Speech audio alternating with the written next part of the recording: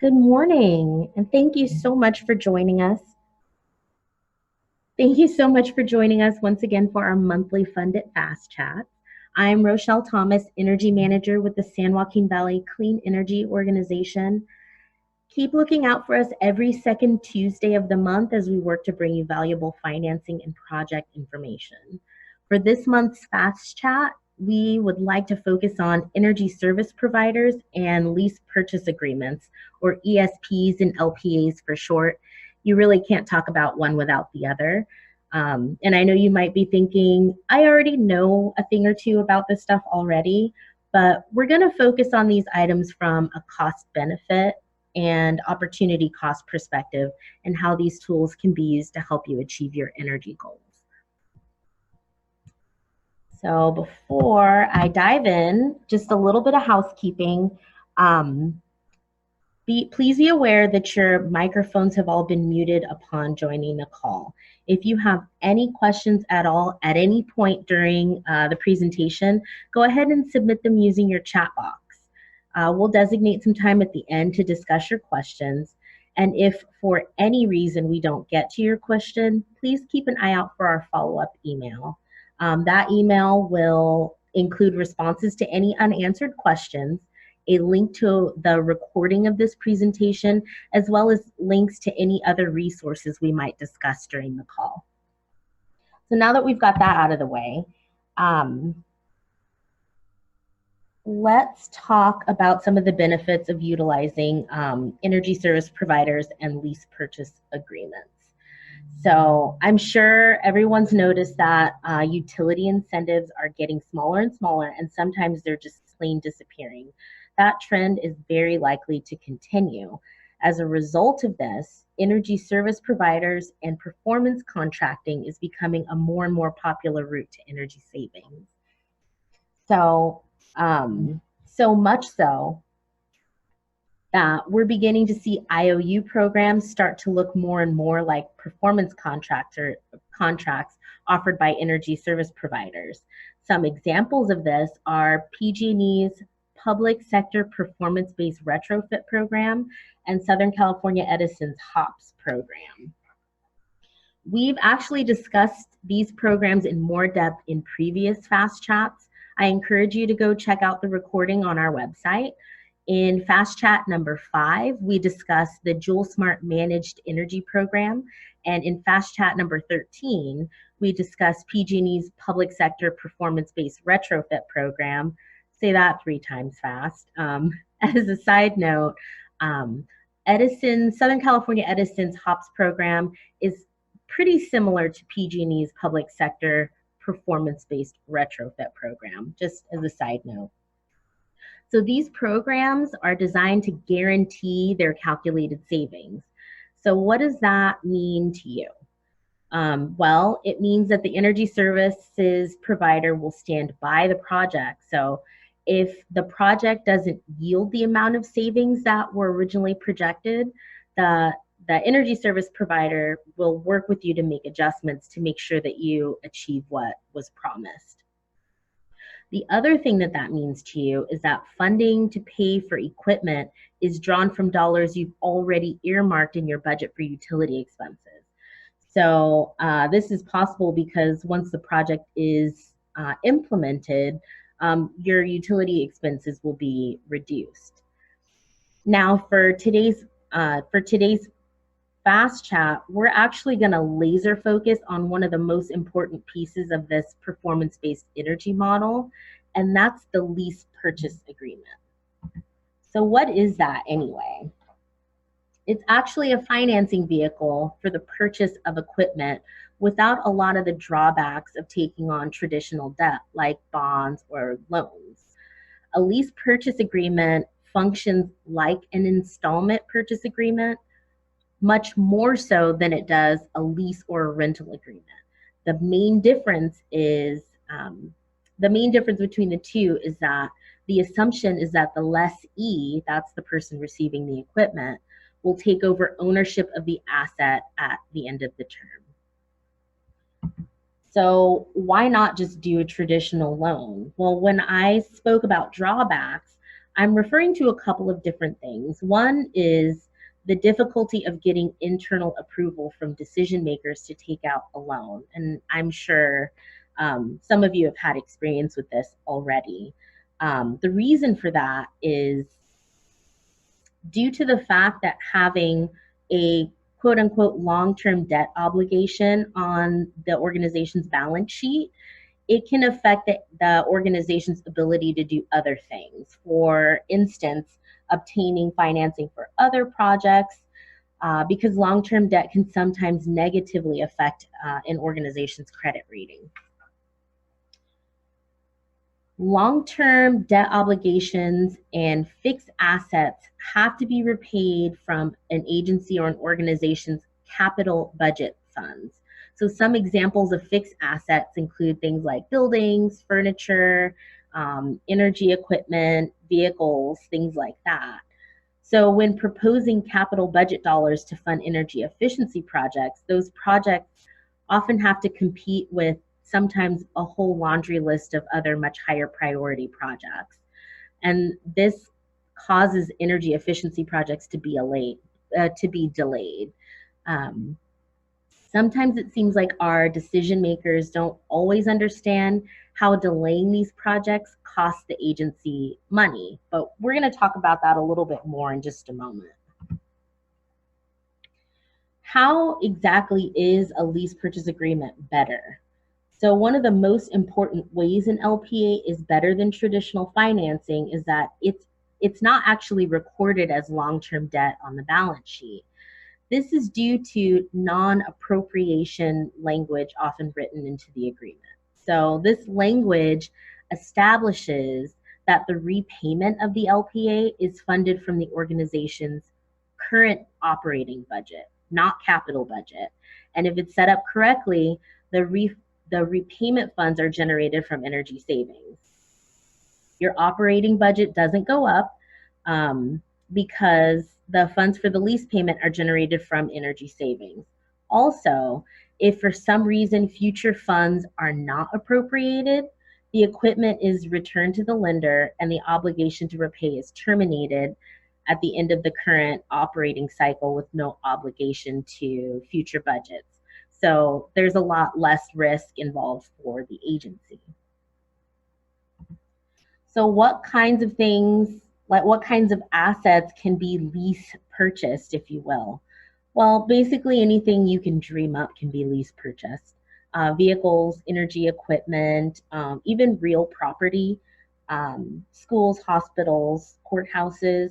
The only real restriction is finding the third party with whom to enter the agreement. So essentially finding the agency that will provide the funding.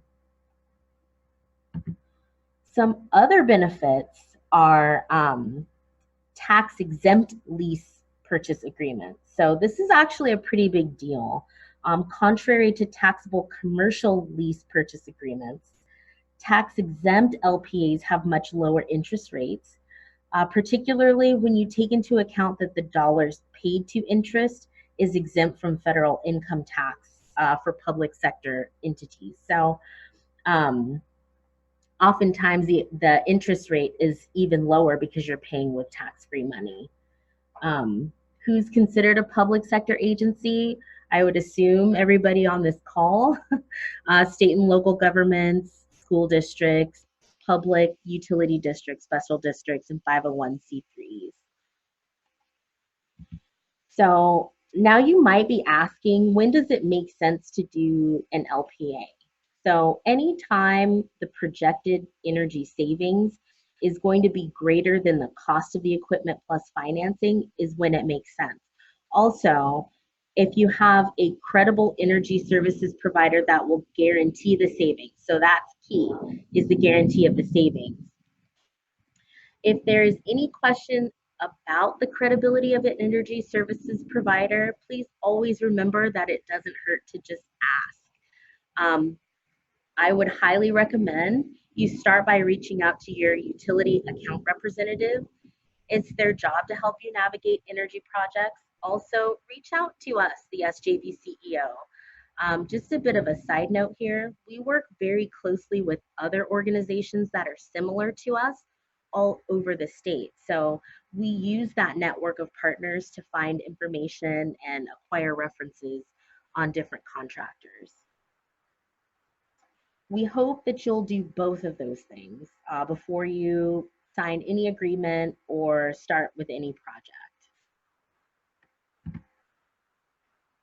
Now, I would like to touch on what's becoming one of my favorite topics is opportunity cost. So borrowing money is almost never free, and an LPA is no exception to that rule. But if your options to getting a project done are waiting until the funds or waiting until the funding is available or can be put into the budget versus paying the stated interest on an LPA, the lower interest option of the two is not always the best choice. And I'm going to explain why. So here we have an example of a project. So we have a $500,000 is the total cost of the project with a 5-year or 60-month simple payback. And we've already calculated that the savings is $8,333 per month. When I use the term simple payback, what I'm referring to is the total cost of the project divided by the projected calculated annual energy savings. So when you divide the project cost by the annual energy savings, it will yield the number of years it takes for the savings generated by the project to pay for itself. So just a little background on simple payback. It does not take into account the time value of money. That's the concept that today's money is worth more than the same amount of money at some point in the future. Also, simple payback doesn't take into account the non-energy benefits such as avoided maintenance costs and things like that. So simple payback is a very conservative measurement of cost effectiveness. So I just want to make that point there. So let's look at what an LPA might look like for this project. So there we have our agreement amount for $500,000. That's the cost of our project at an interest rate of 4% for 7 years. So over the course of that 7 years, you would pay a total of $74,090 in interest for the total term of the agreement. But let's say you were asked to wait for the next budget cycle to implement the project. That could mean as much as a 12-month delay to implement the project, which is not really that far-fetched of a scenario by any means. So this 12-month delay would cost the agency nearly $100,000 in lost savings.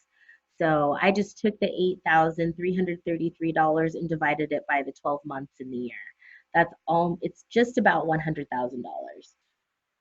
If we compare the $100,000 in lost savings for 1 year to the interest cost for all 7 years of the lease purchase agreement, which is $74,090, we find that the 7-year cost of financing an LPA is actually less than just 1 year of lost energy savings by $25,910. So in this example, the right solution is very clear.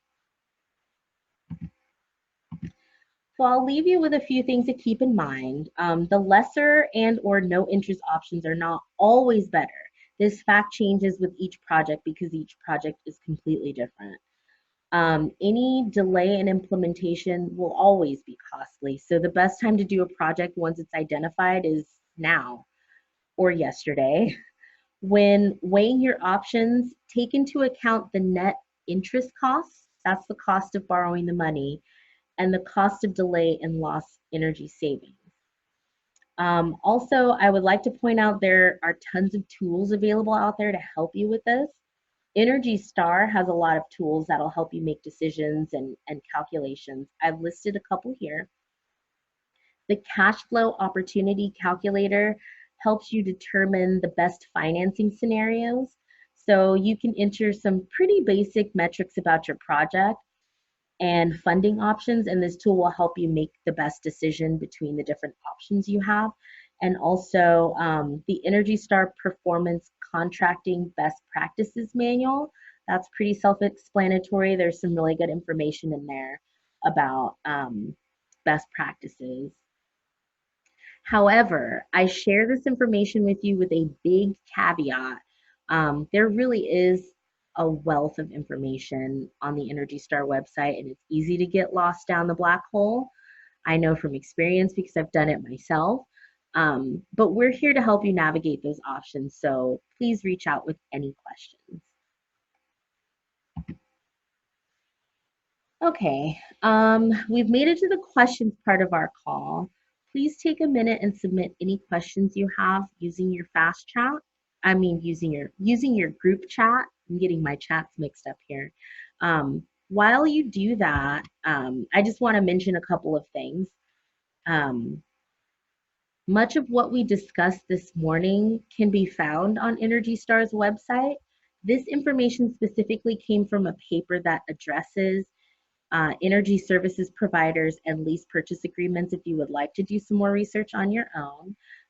We'll include a link to the paper as well as the tools I mentioned above in our follow-up email for your convenience. The paper is called Innovative Financing Solutions, Finding Money for Your Energy Efficiency Projects. Or you can always reach out to us. We're happy to walk you through any of this information.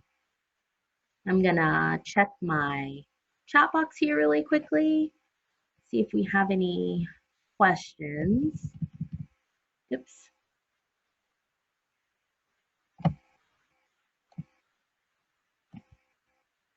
There we go.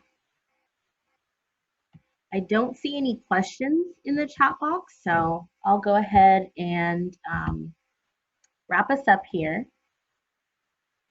I first and foremost, I want to thank everybody again for joining us. Please look out for our follow-up email later today. That email is going to include a link to the recording of this morning's chat and then all of the other resources that I mentioned just a moment ago. As always, you can find us on social media, through email, or on our website. Our sole purpose is to connect you with resources that will help you get your projects done. Also, I encourage everybody listening to please share this fast chat with anyone you think might benefit from the information. Our next fast chat will be on October 8th, same time, 10 a.m. We will announce the topic very soon. We've got a couple of things that we're talking about internally here. And if you would, again, if you'd like to listen to any of our past fast chats, you can find them at sjvcleanenergy.org. Again, that's sjvcleanenergy.org under the resources heading. Thank you again, everyone, and have an awesome week.